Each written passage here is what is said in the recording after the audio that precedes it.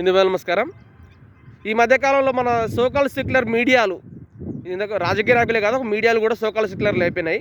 అయితే ఈ సెక్యులర్ అనే భావజాలంతో ఈ కొన్ని వర్గాలని రెచ్చగొట్టేసి ఇలా పబ్బం కట్టుకోవాలనేసి ఏ విధంగా చూస్తున్నారంటే, యోగి ప్రభుత్వం కొన్ని వర్గాలు ముస్లిం వర్గాల మీద కొద్దిగా అతిపెద్ద బాంబు పేల్చింది ఈ మధ్యకాలంలో అనేసి ఈ వీడియోని ప్రచారం చేస్తున్నారన్నమాట.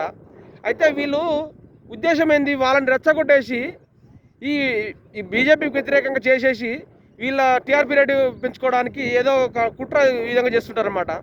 అయితే చూడండి, ఉత్తరప్రదేశ్లో కన్మర్ యాత్ర అనేసి జరుగుతుంటుంది కదా. ఈ కన్మర్ యాత్రలో కొన్ని గొడవలు జరుగుతున్నాయి.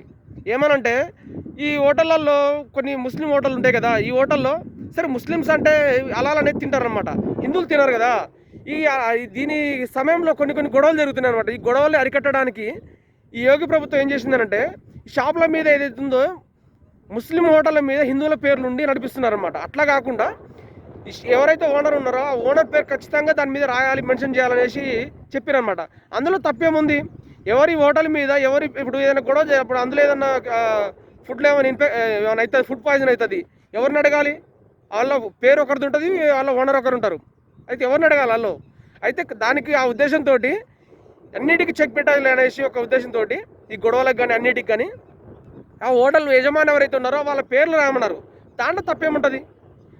ఓనర్ పేరు ఎవరి ఇంటి పేరు మీద అయితే ఉంటుందో, ఎవరి ఇల్లు అయితే ఉంటుందో వాళ్ళ ఇంటి పేరు మీద ఆ వ్యక్తి పేరు ఉంటుంది ఖచ్చితంగా కదా. ఈ హోటల్ కూడా అంతే ఉంటుంది కదా. అయితే అదే కదా ఇక్కడ యోగి ప్రభుత్వం చేయబడినది. దానికి ఏదో ఒక గొడవలు సృష్టించాలనేసి, లేని అపోహలు సృష్టించి ఈ మీడియా, సోకాల్ సెక్యులర్ మీడియా ఈ యోగి ప్రభుత్వానికి వ్యతిరేకంగా ఏ విధంగా చేయాలనుకుందో, హిందూ సమాజమా మన ధర్మం కోసం ఎవరైతే పాటుపడితే వాళ్ళని ఎమ్మటే దాన్ని వ్యతిరేకంగా దాన్ని ప్రచారం చేసేసి ఈ సోకాల్ సెక్యులర్ మీడియా ఈ విధంగా ప్రయత్నిస్తుంది.